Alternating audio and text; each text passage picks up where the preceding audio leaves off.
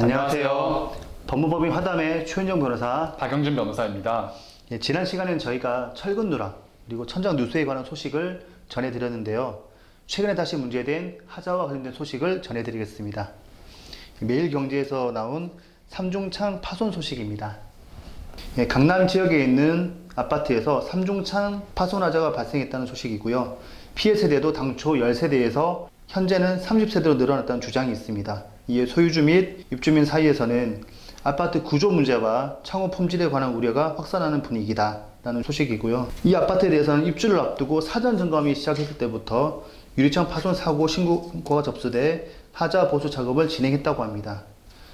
그리고 지역사회 일각에서는 층간 압력 문제가 원인이 아니냐라는 분석도 제기됐다고 합니다. 이 아파트가 2,990가구로 조성된 대단지인 만큼 입주 초기에 접수된 하자도 다른 단지에 비해 많았고 아직 유리 파손으로 불편을 겪은 세대가 30가구에 불과하기 때문에 치명적인 하자로 볼 수 없다라는 그런 소식입니다.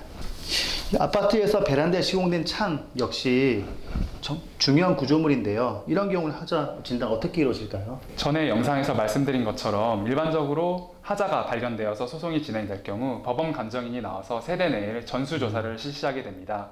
그렇기 때문에 세대 내 하자가 있는 경우에는 하자가 있는 것으로, 하자가 없다면은 하자 보수비나 이런 부분에 대해서 하자가 없는 것으로 법원 감정 보고서가 작성된다고 말씀드린 바가 있습니다.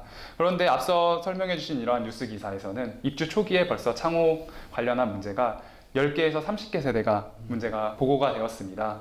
그렇다면 이 부분은 최초에 시공상 부실로 인한, 시공상 잘못으로 인한 공통하자로 볼 수 있는 여지가 있어 보입니다.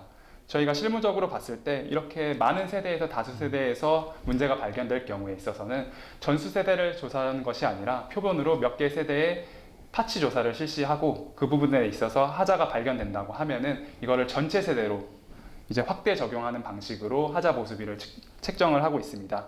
만약에 이 경우에 있어서 층간 압력 문제로 인해서 구조적으로 모든 세대에 있어서 하자가 발생할 염려가 있다거나 아니면 최초에 시공한 창호 부분에 있어서 구조적, 재질적 문제로 인해서 제품상의 문제가 만약에 있다고 판단이 된다고 하면은 이것은 앞서 말씀드린 것처럼 공동하자로 판단이 될 여지가 있을 것이고 그렇다면 표본 조사를 통해서 모든 세대가 하자가 있는 것으로 당연히 하자 보수비가 책정될 것입니다.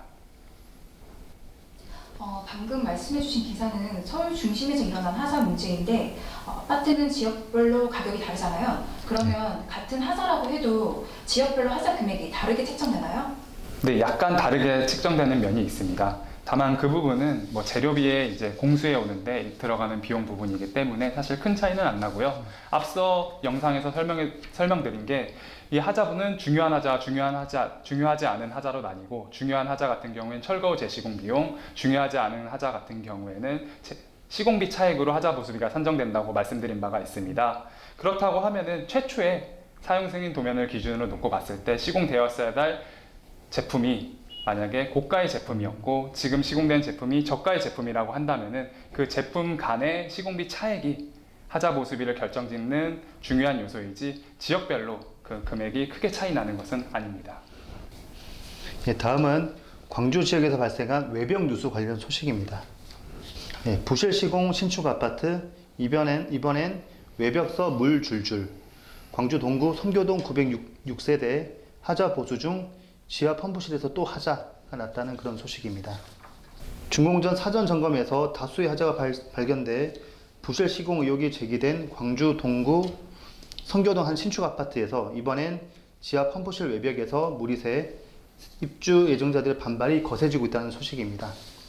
더욱이 이번 하자는 지난번 품질 검수에서 발견됐던 78건의 미흡사항을 보완하던 중 발생해 시공사가 한 차례 연기된 입주 개시를 더는 늦출 수 없어 땜질식 보수를 하고 있다는 주장도 나오고 있습니다. 4일 신축 아파트 일부 입주민으로 구성된 비상대책위원회에 따르면 최근 지하 펌프실 외벽에서 물이 새는 하자가 발견됐다. 그리고 지난달 초 시공사 등이 참여한 간담회에서 지하 주차장 누수와 관련된 문제를 제기해왔지만 품질 검수에서는 해당 하자가 발견되지 않았다는 그런 소식입니다. 누수 문제는 곧 구조와 관련된 것인데요. 입주민들에게 참 고통일 것 같습니다. 맞습니다. 이런 하자들은 어떻게 진단하고 또 어떻게 보상이 이루어질 수 있을까요? 누수에 대한 원인은 크게 두세 가지로 분류를 할 수 있는데 저희가 주로 소송에서 이제 다뤄지는 부분은 외벽 균열을 통해서 들어오는 이제 누수 부분과 전유 세대 내에서 액체 방수를 부족하게 시공이 되었기 때문에 발생하는 누수 하자로 나뉘고 있습니다. 뭐 지하 주차장에 대한 누수 하자도 마찬가지로 방수 시공에 대해서 부실 시공이 이루어졌기 때문에 발생하는 하자입니다. 이러한 경우에 있어서 재판에서 주요하게 논의되고 있는 쟁점이 하나 있습니다. 그 부분을 간단히 설명드릴게요. 우선 외벽 균열에서 균열이 발생될 경우에 그 균열을 타고 빗물이 들어와서 누수 하자가 발생한 경우가 있습니다. 특히 층간 균열에 있어서 그 부분에 있어서 누수 하자 문제가 심각한 경우가 많은데요. 이 경우에 있어서 시공사 같은 경우에 일반적으로 시공키 공법을 사용한 시공을 하였기 때문에 층간 균열이 있다고 한 경우, 층간 균열이 발생한 경우 0.3mm 미만의 균열인 경우에 하자가 아니라고 주장을 하거나 아니면은 표면 처리 공법을 통한 보수로서도 족하다라는 주장을 항상 해오고 있습니다.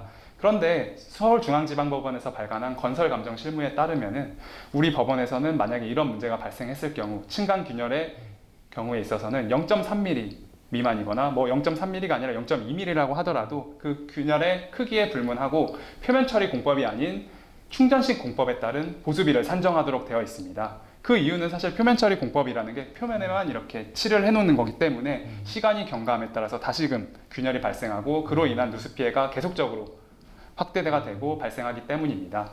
그런데 이 시공사들은 왜 표면 처리 공법을 주장을 하는 걸까요? 보수비 단가 자체가 2배, 3배가 나기 때문입니다. 이런 부분에 있어서 정확히 주장을 하지 않는다고 하면은 결국에는 시공사의 주장에 따라서 표면 처리 공법에 따라서 판결을 받게 될 건데 그렇게 되면 하자 보수비가 많게는 수억 원 차이가 날 수도 있는 거죠. 네, 이런 부분을 좀 주의하셔서 만약에 하자 분쟁이 있으시다면은 그 분쟁을 해결하시기를 바라겠습니다. 그럼 실제로 지난번 천장 누수 소식이나 이번 외벽 누수와 같은 이런 하자들이 많이 발생하나요? 네, 맞습니다. 저희가 수백여 건의 사건을 진행해 본다고 하면은 항상 외벽 균열 하자는 발생되어 있고요. 누수 하자 또한 항상 있습니다. 그리고 그 보수비를 기준으로 놓고 중요도를 체크해 봤을 때 그 보수비 자체도 항상 많이 다액이 책정되기 때문에 매우 중요한 하자라고 볼 수 있습니다. 네, 이번에 하자와 관련된 주요 이슈 두 번째로 다뤄봤습니다. 최근에 저희 법무법인에 대해서 아파트 하자와 관련된 많은 문의가 들어오고 있는데요. 저희가 관련된 소식이 있으면 또 정리해서 말씀드리겠습니다. 네, 여러분 감사합니다. 감사합니다.